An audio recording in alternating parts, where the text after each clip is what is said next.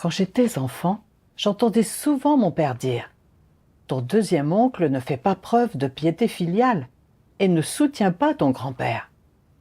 C'est ta mère et moi qui avons soutenu ton grand-père. Le but d'élever des enfants est qu'ils prennent soin de vous dans votre vieillesse. À l'avenir, tu devras prendre soin de nous et nous accompagner jusqu'à la fin de nos vies. » Quand j'ai grandi, j'ai pris soin de mes parents jusqu'à leur mort. J'espérais aussi que ma fille pourrait prendre soin de moi dans ma vieillesse.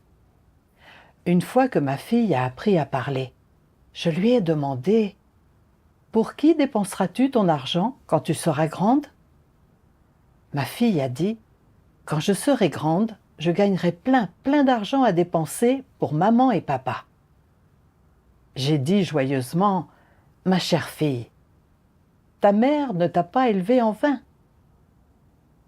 Ma fille est très intelligente. Elle peut tout apprendre rapidement et se classe toujours parmi les meilleurs élèves à ses examens. J'étais très heureuse et je me disais « Ma fille est si intelligente. Elle aura certainement un brillant avenir, même si je n'ai pas d'argent.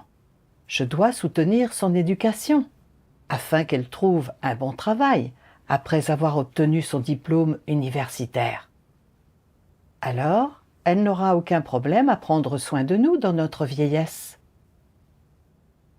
En avril 2003, j'ai été arrêtée parce que je croyais en Dieu et que j'avais prêché l'Évangile, et j'ai été détenue pendant 25 jours. Afin d'éviter d'être à nouveau arrêtée par la police, en novembre, j'ai quitté la maison pour faire mes devoirs dans un autre endroit. J'étais vraiment partagée à l'époque. Ma fille passera l'examen d'entrée à l'université dans 6 mois. Si je pars maintenant, les études de ma fille en seront-elles affectées? Si cela affecte son examen d'entrée à l'université et compromet ses perspectives d'avenir, finira-t-elle par me haïr? Me reniera-t-elle en tant que mère? Je n'ai qu'une seule fille, et si elle ne veut plus de moi comme mère, sur qui compterai-je quand je serai vieille?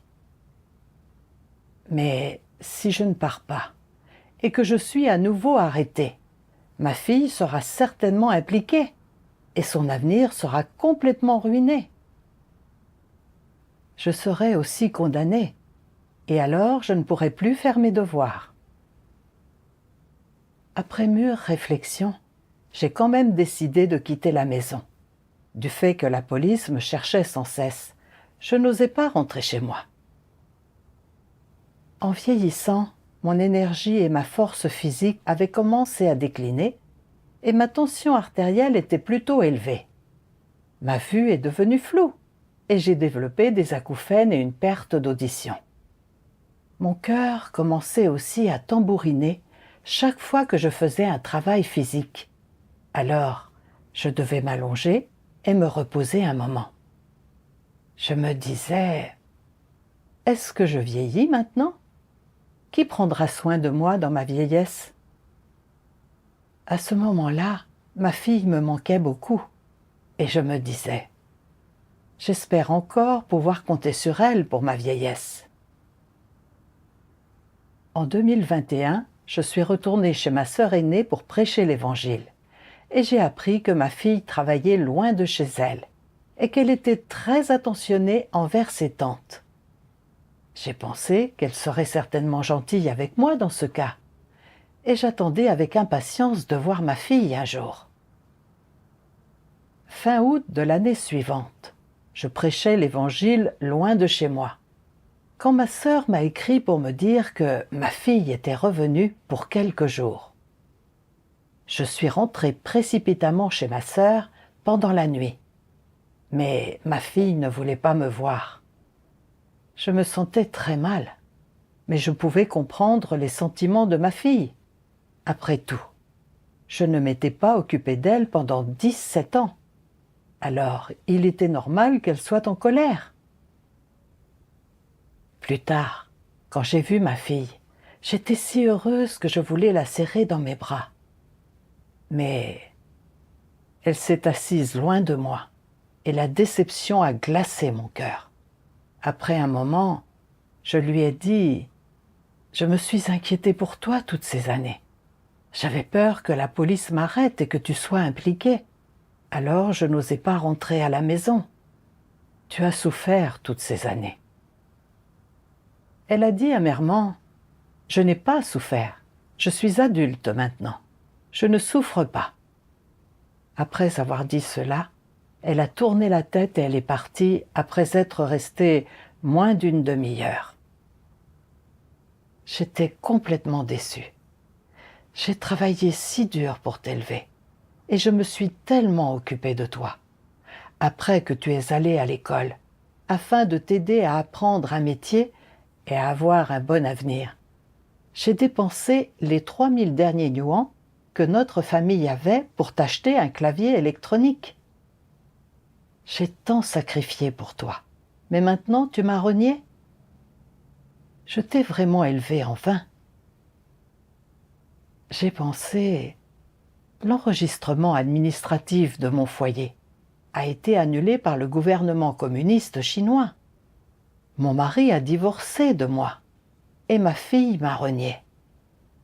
J'ai 60 ans maintenant et ma santé se dégrade d'année en année. Que ferai-je quand je serai vieille? Qui s'occupera de moi quand je serai malade? Qui prendra soin de moi dans ma vieillesse et m'accompagnera jusqu'au bout?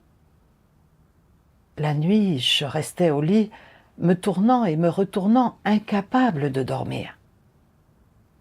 Quand je pensais au fait que ma fille ne m'appelait même pas maman, je prenais conscience qu'il n'y avait aucun espoir de compter sur elle pour prendre soin de moi dans ma vieillesse. Je me sentais si misérable que c'était comme si mon cœur était broyé. J'étais dans un état second terrible pendant ces jours-là.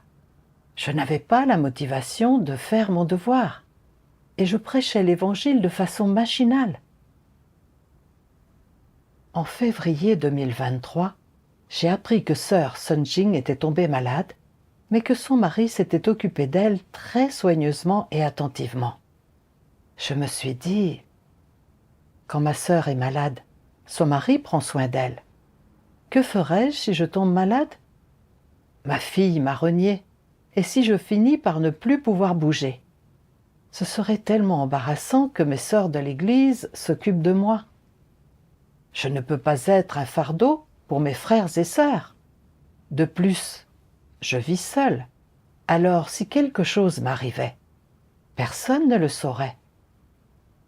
Et si je ne pouvais pas aller à l'hôpital à temps et que je finissais par mourir à la maison? Je ne pouvais m'empêcher de m'inquiéter et de me tourmenter à l'idée de n'avoir personne pour prendre soin de moi dans la vieillesse et m'accompagner jusqu'à la fin. Un jour, pendant mes dévotions, j'ai lu les paroles de Dieu et j'ai gagné une certaine compréhension de mon état.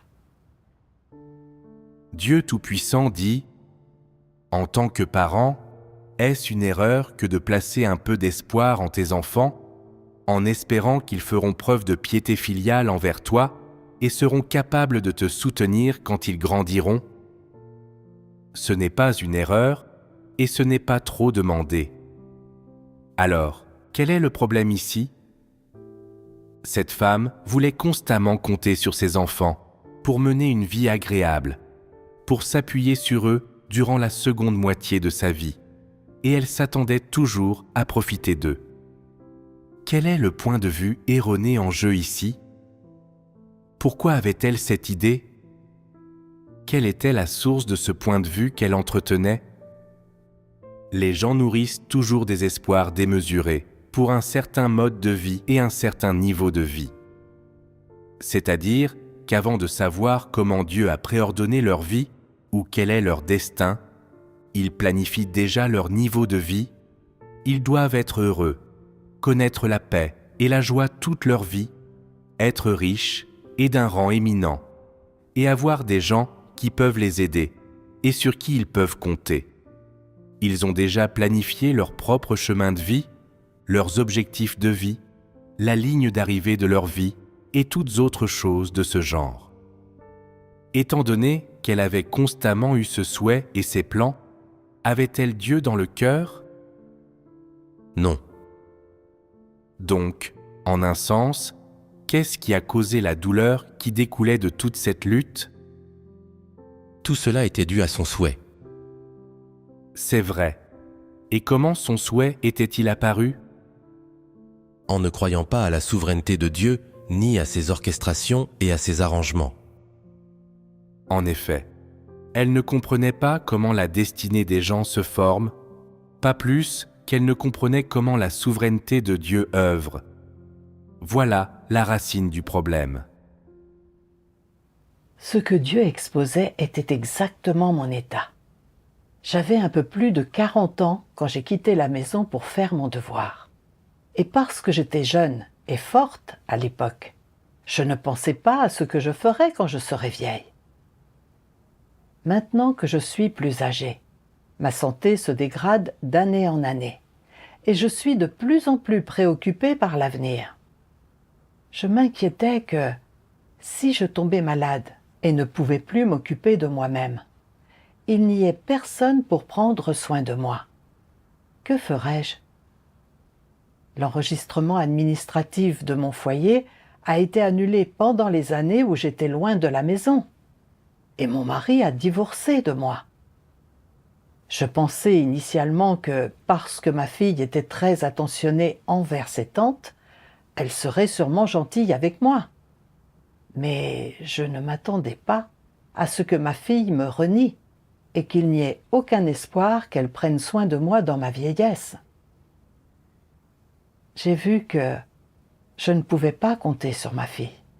Et donc, je m'inquiétais de n'avoir personne pour prendre soin de moi si je tombais malade à l'avenir, et de mourir à la maison sans que personne ne s'en aperçoive. En particulier, quand j'ai appris que Sun Jing était malade et que son mari prenait soin d'elle, je me suis sentie encore plus seule et pitoyable. Et quand j'ai pensé au fait que je n'avais personne sur qui compter dans ma vie, à l'avenir, je me suis sentie triste et misérable. Je disais que Dieu était souverain sur tout, mais en réalité, je n'avais aucune compréhension de la souveraineté de Dieu et il n'y avait pas de place pour Dieu dans mon cœur. Je pensais toujours à la façon de me ménager une porte de sortie et je considérais même ma fille comme mon appui. Je n'avais pas foi en Dieu. Cet état serait très dangereux si je ne le réglais pas. Plus tard, j'ai réfléchi. Pourquoi est-ce que je me soucie autant de savoir s'il y aura quelqu'un pour prendre soin de moi dans ma vieillesse et qui sera présent quand je décéderai? Quel est le problème? J'ai lu les paroles de Dieu. Dieu Tout-Puissant dit « Certaines personnes s'accrochent à une notion corrompue et dépassée, en disant « En fait, peu importe que les gens aient des enfants pour être filiaux envers eux et prendre soin d'eux dans leur vieillesse, au moins, quand ils meurent, il doit y avoir quelqu'un pour mener les rites funéraires, afin que cela paraisse décent aux yeux des autres. Sans cela, s'ils meurent chez eux et que personne ne s'en rend compte, les gens se moqueront et ce serait trop pitoyable. Et alors, qu'importe si personne ne le sait. Quand une personne meurt, elle ne sait plus rien. Quand son corps meurt, son âme le quitte immédiatement. Peu importe où se trouve le corps, ou à quoi il ressemble après la mort, n'est-il pas mort de toute façon? Même s'il est transporté dans un cercueil lors de funérailles grandioses, le corps pourrira quand même, une fois qu'il sera enterré, n'est-ce pas? Les gens pensent, avoir des enfants à vos côtés pour vous mettre dans un cercueil, vous habiller pour vos funérailles, vous maquiller et organiser des funérailles grandioses est une chose glorieuse. Si vous mourrez sans que personne n'ait organisé d'obsèques pour vous ou ne vous offre des funérailles décentes, C'est comme si toute votre vie n'avait pas eu de véritable conclusion. Cette idée est-elle correcte? De nos jours, les jeunes ne prêtent pas beaucoup d'attention à ces choses. Mais il y a encore des gens dans des régions reculées et des personnes âgées, ayant peu de perspicacité, qui croient que les enfants doivent prendre soin de leurs parents lorsqu'ils sont âgés et leur offrir des funérailles décentes quand ils mourront.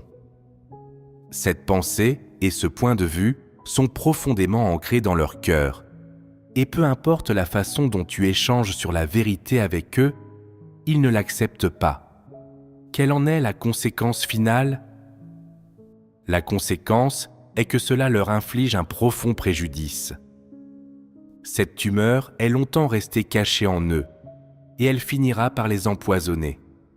Lorsqu'ils l'auront identifiée et retirée, elle ne les empoisonnera plus et ils vivront librement. Toute mauvaise action est motivée par des pensées et des points de vue absurdes. Par exemple, il y a des gens qui craignent de pourrir dans leur maison après leur mort. Alors, ils se disent constamment « Je dois élever un fils ». Et lorsqu'il sera grand, il faudra que je l'empêche de partir trop loin. Et s'il n'est pas à mes côtés quand je mourrai, n'avoir personne pour s'occuper de moi dans mes vieux jours, ou pour m'offrir des funérailles décentes quand je mourrai, serait l'un de mes plus grands regrets dans la vie. Si j'avais quelqu'un pour faire cela pour moi, alors ma vie ne serait pas vécue en vain. Ce serait une vie parfaite. Quoi qu'il arrive, je refuse d'être l'objet de moqueries. N'est-ce pas là une façon de penser putride? C'est une mentalité dépassée et dégénérée qui attache trop d'importance au corps physique. En réalité, le corps physique ne vaut rien. Après avoir connu la naissance, la vieillesse, la maladie et la mort, il n'en reste plus rien. Ce n'est que si l'on a gagné la vérité et atteint le salut de son vivant que l'on peut vivre pour toujours. Si tu n'as pas gagné la vérité, lorsque ton corps mourra et se décomposera, il n'en restera rien. Quelle que soit la piété filiale dont auront fait preuve tes enfants, tu ne pourras pas en profiter. Lorsqu'une personne meurt et que ses enfants l'enterrent dans un cercueil, ce vieux corps peut-il ressentir quoi que ce soit? Peut-il percevoir quoi que ce soit? Il ne perçoit absolument rien. Mais dans la vie, les gens attachent une grande importance à cette question, exigeant beaucoup de leurs enfants quant à leur capacité à leur offrir des funérailles dignes lorsqu'ils décèdent. Ce qui est stupide, n'est-ce pas? Si tu poursuis la vérité, en tant que parent, tu dois d'abord abandonner tes pensées et points de vue traditionnels, putrides et dégénérés concernant la question de savoir si les enfants font preuve de piété filiale, s'ils s'occupent de toi dans tes vieux jours et s'ils t'offrent des funérailles décentes à ta mort, et aborder cette question correctement. Si tes enfants font vraiment preuve de piété filiale, alors accepte-le comme il se doit. Mais si tes enfants ne disposent pas des conditions ou de l'énergie nécessaire pour faire preuve de piété filiale à ton égard, ou ne prévoient pas de faire preuve de piété filiale envers toi, et qu'ils ne peuvent pas prendre soin de toi en étant à tes côtés dans ta vieillesse ou t'offrir des funérailles décentes quand tu mourras, alors tu n'as pas à l'exiger ou à te sentir triste. Tout est entre les mains de Dieu. La naissance a son heure, la mort a son lieu, et Dieu a ordonné où les gens naissent et où ils meurent. Ce que la parole de Dieu exposait était exactement mon état. Je m'inquiétais constamment que personne ne prenne soin de moi quand je serai vieille, ou que personne ne soit là quand je décéderai, et de ce qui arriverait si je mourais et que personne ne s'en aperçoive, que mon corps se décompose à la maison. Quand je pensais cela, je devenais négative et faible, et je vivais dans la détresse et l'anxiété. En fait, le moment de ma naissance, le moment de ma mort et le lieu de ma mort ont tous été préordonnés par Dieu. que ma fille puisse être là à la fin de mes jours dépend de la souveraineté et de l'arrangement de Dieu. Je vivais dans l'inquiétude et la détresse parce que je chérissais trop ma chair et je n'arrivais pas à saisir ce que signifie réellement la mort de la chair. Dieu dit, en réalité, le corps physique ne vaut rien. Après avoir connu la naissance, la vieillesse, la maladie et la mort, il n'en reste plus rien. Quand la chair meurt, elle n'a plus de conscience. Même si quelqu'un vous accompagne jusqu'à la fin et vous enterre dans un cercueil, votre chair ne se décomposera-t-elle pas quand même? Alors, si vos enfants étaient là pour vous accompagner jusqu'à la tombe, en seriez-vous conscient? Pourtant, je considérais cette affaire comme très importante. N'était-ce pas trop stupide? En fait, si les gens n'obtiennent pas la vérité, alors même s'ils ont de grandes funérailles, leurs âmes ne peuvent être sauvées, et ils iront même en enfer. Dieu dit, ce n'est que si l'on a gagné la vérité et atteint le salut de son vivant que l'on peut vivre pour toujours. Ce n'est qu'en obtenant la vérité, en nous débarrassant de nos tempéraments sataniques corrompus et en faisant bien les devoirs d'un être créé, que nous pouvons gagner la vie éternelle, recevoir le salut et être amenés par Dieu à une destination merveilleuse. J'ai lu un autre passage des paroles de Dieu et j'ai gagné une certaine compréhension de la souveraineté de Dieu. Ma détresse et mon anxiété ont également été quelque peu apaisées. Dieu Tout-Puissant dit « L'intensité du lien qui unit les parents à leurs enfants, ce qu'ils peuvent recevoir en retour de leurs enfants, qu'ils puissent ou non compter sur ces derniers pour prendre soin d'eux dans leur vieillesse. Pour le dire simplement, tout cela est prédestiné et préordonné par Dieu. Ce n'est pas comme si tout se déroulait exactement comme les gens le souhaitent dans leur tête. Bien sûr, tout le monde s'imagine les choses de façon très positive et veut gagner des avantages grâce à ses enfants. Mais pourquoi ne t'es-tu jamais demandé si cela est écrit dans ta destinée ? La durée du lien entre toi et tes enfants est un élément crucial. Le fait que chaque travail que tu exerces dans cette vie ait ou non un lien avec tes enfants, que tes enfants soient ou non impliqués lorsque tu fais l'expérience d'un événement majeur, tout cela dépend de la préordination de Dieu. Sans la préordination de Dieu, alors peu importe à quel point tu travailles dur, cela ne servira à rien. Quand tu auras élevé tes enfants jusqu'à l'âge adulte, tu te seras acquitté de ta responsabilité et tes enfants s'en iront naturellement au moment où ils devront partir. C'est une chose que les gens doivent percer à jour. Si tu ne parviens pas à percer cette question à jour, tu auras toujours des désirs personnels, tu auras toujours des exigences personnelles, et tu accepteras divers types de pensées et de points de vue pour atteindre tes objectifs. Que se passera-t-il au final ? Ce n'est que sur ton lit de mort que tu te réveilleras et que tu réaliseras que tu as fait beaucoup de choses stupides au cours de ta vie, que tu as agi uniquement selon des notions et de l'imagination, et que tu as été trop bête et ignorant. Cela ne correspond tout simplement pas à la situation réelle ni aux préordinations de Dieu. Les paroles de Dieu sont très claires. Que ma fille fasse preuve de piété filiale et qu'elle puisse prendre soin de moi dans ma vieillesse et être là pour moi à la fin dépend de si j'ai ou non ce destin. Si Dieu n'a pas préordonné que ma fille fasse cela, alors peu importe à quel point ce que j'imagine est merveilleux, tout sera en vain.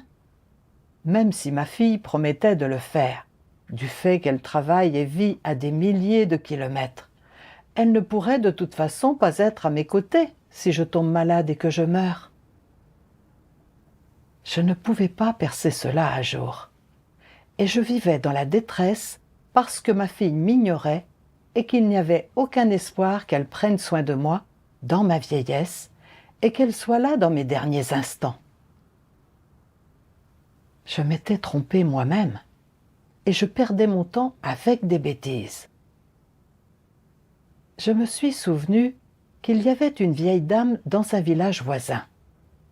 À l'âge de 80 ans passés, elle ne pouvait plus s'occuper d'elle-même, mais aucun de ses 3 fils ne s'occupait d'elle. La vieille dame est morte de faim et personne n'était là pour l'accompagner jusqu'au bout. J'ai aussi pensé à une sœur plus âgée dont la fille était partie vivre à l'étranger et n'était jamais revenue. Maintenant, cette sœur et son mari ont plus de 70 ans. Chaque fois qu'ils tombent malades, leur neveu les conduit à l'hôpital pour des examens et ils mènent encore une vie relativement confortable. La vie de chaque personne est préordonnée et arrangée par Dieu. Je dois confier tout ce qui me concerne à Dieu et me soumettre à ses orchestrations. Je ne devrais plus m'inquiéter pour ma vieillesse. J'ai continué à chercher et j'ai lu d'autres paroles de Dieu. Dieu Tout-Puissant dit « Élever des enfants est un instinct humain et c'est aussi une responsabilité et une obligation des êtres humains. Les parents ne devraient pas exiger de leurs enfants qu'ils fassent preuve de piété filiale envers eux, pas plus qu'ils ne devraient avoir des enfants uniquement pour avoir quelqu'un qui subvienne à leurs besoins dans leurs vieux jours. L'objectif des gens quand ils élèvent des enfants est en lui-même inapproprié. Donc, quand leurs enfants ne font pas preuve de piété filiale, ils diront des choses ridicules comme « Quoi que vous fassiez, n'élevez pas d'enfants ». Comme cet objectif est impur, les pensées et points de vue qu'ils se mettent à avoir sont également incorrects. Alors, ces pensées et points de vue ne doivent-ils pas être corrigés et abandonnés ? Comment devrait-on les corriger et les abandonner ? Quel genre d'objectif est un objectif pur à avoir ? Quel genre de pensées et de points de vue sont corrects ? En d'autres termes, quelle est la façon correcte de gérer ses relations avec ses enfants ? Tout d'abord, élever des enfants est ton propre choix. Tu les as fait venir au monde et les as élevés volontairement, et ils étaient passifs quant au fait de leur naissance. En dehors de la responsabilité donnée aux êtres humains par Dieu de produire une descendance, et en dehors de la préordination par Dieu, pour ceux qui sont parents, leurs raisons et leurs points de départ subjectifs sont qu'ils sont prêts à donner naissance à leurs enfants. Puisque tu es disposé à avoir des enfants, tu devrais les élever jusqu'à l'âge adulte, en leur permettant de vivre de façon autonome. Tu as déjà beaucoup gagné et énormément bénéficié en les élevant. Tout d'abord, tu as profité de moments joyeux en vivant avec tes enfants et tu as également profité du processus de les élever. Même si ce processus a eu ses joies et ses difficultés, le plus souvent, tu as fait l'expérience du bonheur d'accompagner tes enfants et d'être accompagné par eux. C'est là également un processus qui consiste à faire l'expérience de la vie. Tu as joui de ces choses et tu as beaucoup gagné grâce à tes enfants, n'est-ce pas ? Les enfants apportent à leurs parents bonheur et compagnie, et les parents, par le prix qu'ils paient et le temps et l'énergie qu'ils consacrent pour élever leurs enfants, ont la chance de regarder ces petites vies devenir peu à peu des adultes en grandissant. Leurs enfants, qui commencent par être de jeunes vies, qui ne connaissent rien, qui ne savent absolument rien, apprennent peu à peu à penser, ils apprennent à parler, ils gagnent la capacité d'assembler des mots, la capacité d'apprendre et de différencier divers types de connaissances, la capacité d'avoir des conversations et de communiquer avec leurs parents, et de considérer des questions sur un pied d'égalité avec eux. Pour les parents, vivre ce processus est la chose la plus heureuse, qui ne peut être remplacée par aucun autre événement ou aucune autre personne. Les parents ont déjà gagné beaucoup de plaisir et de compréhension de la part de leurs enfants lors du processus de les élever, ce qui est un grand réconfort et un grand gain pour eux. Quant à savoir si tes enfants feront preuve de piété filiale envers toi, si tu pourras compter sur eux pour quoi que ce soit, et ce que tu pourras obtenir d'eux, ces choses dépendent du fait de savoir si vous êtes destinés à vivre ensemble, et cela dépend de la préordination par Dieu. D'autre part, le genre d'environnement dans lequel tes enfants vivent, leurs conditions de vie, s'ils ont ou non la possibilité de prendre soin de toi, s'ils sont à l'aise financièrement, et s'ils peuvent te fournir des plaisirs matériels et de l'aide, tout cela dépend également de la préordination par Dieu. En outre, en tant que parent, que tu puisses ou non profiter des choses matérielles, de l'argent ou du réconfort affectif que tes enfants te donnent, dépend également de la préordination par Dieu. Laissons de côté le point de vue des enfants pour l'instant, et parlons plutôt du point de vue des parents. Les parents ne devraient pas exiger de leurs enfants qu'ils fassent preuve de piété filiale et qu'ils prennent soin d'eux et les soutiennent dans leurs vieux jours. Cela n'est pas nécessaire. D'une part, c'est une attitude que les parents se doivent d'avoir à l'égard de leurs enfants, mais c'est aussi la dignité que les parents devraient avoir. Bien sûr, il y a aussi un aspect plus important encore, à savoir le principe que les êtres créés qui sont des parents devraient respecter en traitant leurs enfants. Si tes enfants font preuve de piété filiale et qu'ils sont prêts à prendre soin de toi, tu n'as pas à leur dire non. Et s'ils ne sont pas disposés à le faire, tu n'as pas à te plaindre et à gémir toute la journée. Tu n'as pas à ressentir du malaise ou du ressentiment dans ton cœur, ni à nourrir quelque rancune que ce soit envers tes enfants. Tu dois assumer la responsabilité et porter toi-même le fardeau que représente ta vie et ta survie dans la mesure où tu en es capable, et non t'en décharger sur les autres, en particulier sur tes enfants. Tu dois faire face à la vie de manière proactive et appropriée sans la compagnie ou l'aide de tes enfants à tes côtés. Et quand bien même tu vivrais loin de tes enfants, tu devrais néanmoins être capable de faire face seul à ce que la vie t'apporte. Les paroles de Dieu sont très claires. C'est un instinct humain et une responsabilité et une obligation humaine pour les parents d'élever leurs enfants. Les parents choisissent de donner naissance à leurs enfants, et peu importe la souffrance que cela demande, ou le prix qu'ils paient pour les élever, c'est simplement ce qu'ils doivent faire. Cependant, j'avais été influencée par la notion traditionnelle selon laquelle il faut élever vos enfants pour qu'ils s'occupent de vous dans votre vieillesse. Et j'exigeais que ma fille s'occupe de moi dans ma vieillesse et soit là pour moi à ma mort. Je croyais qu'il était parfaitement naturel et justifié que, puisque je l'avais élevée quand elle était jeune, elle doive s'occuper de moi quand je serai vieille. Ce point de vue n'est pas conforme à la vérité. Élever ma fille était ma responsabilité et j'en avais l'obligation. C'est simplement ce que je devais faire. Cependant, j'ai utilisé le prix que j'avais payé pour élever ma fille comme monnaie d'échange pour qu'elle s'occupe de moi dans ma vieillesse. Quand mes désirs n'étaient pas satisfaits, je me mettais en colère et j'étais contrariée. J'étais vraiment trop égoïste et ignoble. En fait, même si nous sommes mère et fille, devant Dieu, nous sommes toutes deux des êtres créés et nous avons un statut égal. Ma fille n'est pas mon esclave et il était déraisonnable de ma part de lui demander de s'occuper de moi dans ma vieillesse.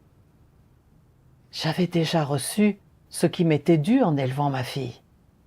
Depuis la naissance de ma fille jusqu'au moment où elle a pu nous appeler maman et papa, puis jusqu'à ce qu'elle devienne adulte, Elle a apporté beaucoup de joie à notre famille. En élevant ma fille, ma pensée a mûri et j'ai gagné beaucoup d'expériences de vie. Ce sont là les récompenses d'avoir élevé une fille. Je ne peux pas être en colère si ma fille ne veut pas s'occuper de moi plus tard. Je dois assumer la responsabilité de ma propre vie dans la mesure de mes capacités et ne pas compter sur ma fille, mais plutôt me soumettre à l'orchestration et aux arrangements de Dieu. Quand j'ai compris cela, je me suis sentie beaucoup plus soulagée. Plus tard, j'ai lu un passage des paroles de Dieu qui a éclairé mon cœur et m'a donné un chemin à suivre. Dieu Tout-Puissant dit : lorsque tu ressens une extrême souffrance et tristesse, qui peut vraiment réconforter ton cœur ? Qui peut vraiment résoudre tes difficultés ? Seul Dieu peut vraiment résoudre les difficultés des gens. Si tu es malade et que tes enfants sont à tes côtés à te servir et à s'occuper de toi, tu te sens plutôt heureux. Mais, avec le temps, tes enfants en auront assez et plus personne ne voudra s'occuper de toi. Dans des moments comme ceux-là, tu te sentiras vraiment seul. Tu penses que tu n'as pas de partenaire à tes côtés maintenant ? Mais est-ce vraiment le cas ? En réalité, ce n'est pas le cas, car Dieu est toujours à tes côtés. Dieu ne s'écarte pas des gens. Il est celui sur qui ils peuvent s'appuyer et en qui ils peuvent trouver refuge à tout moment, et leur seul confident. Donc, quelles que soient les difficultés et les souffrances qui s'abattent sur toi, et quelles que soient les choses qui te font te sentir lésé, ou les sujets qui te rendent négatif et faible, tu dois te présenter devant Dieu et prier immédiatement, et ses paroles te réconforteront et résoudront tes difficultés et tes divers problèmes. Dans un tel environnement, ta solitude deviendra la condition de base pour faire l'expérience des paroles de Dieu et gagner la vérité. Dieu est le soutien de l'humanité en tout temps. Quand nous souffrons, que nous sommes faibles ou que nous rencontrons des difficultés et des souffrances, c'est Dieu qui est toujours avec nous. Dieu utilise des paroles pour nous éclairer et nous guider et résoudre nos problèmes, nous aidant à traverser les moments difficiles. J'avais eu des vertiges depuis ma jeunesse, et cette maladie m'avait tourmentée pendant plus de 30 ans. Chaque fois que je tombais malade, je devais rester alitée pendant 2 jours. Même si ma fille avait fait preuve de piété filiale, elle n'aurait pu que m'aider à manger et à boire. Elle n'aurait pas pu soulager ma douleur, et elle aurait encore moins pu souffrir à ma place. Quand j'ai commencé à croire en Dieu, ma maladie a été guérie sans que je m'en aperçoive, et je n'étais plus torturée par la maladie. C'est Dieu qui a enlevé ma maladie. Cela fait maintenant près de 20 ans que je suis loin de chez moi à faire mon devoir, et j'ai toujours été en bonne santé. En 2022, alors même que la pandémie était grave et que beaucoup de gens étaient infectés, je n'ai jamais attrapé le Covid. Je n'ai pas de maladie grave en ce moment, et bien que je contracte quelques maladies courantes, de temps en temps, je guéris simplement en ayant recours à quelques remèdes de grand-mère. J'ai fait l'expérience de la manière dont Dieu m'a protégée tout au long de ces années, et du fait que Dieu seul est mon soutien. Une fois que j'ai compris cela, je n'ai plus été angoissée ni inquiète à l'idée de n'avoir personne pour prendre soin de moi dans mes vieux jours et m'accompagner jusqu'à la fin. Et mon cœur s'est senti beaucoup plus libéré. Je me suis consacrée à la prédication de l'Évangile et petit à petit, j'ai obtenu des résultats. Dieu soit loué pour sa direction.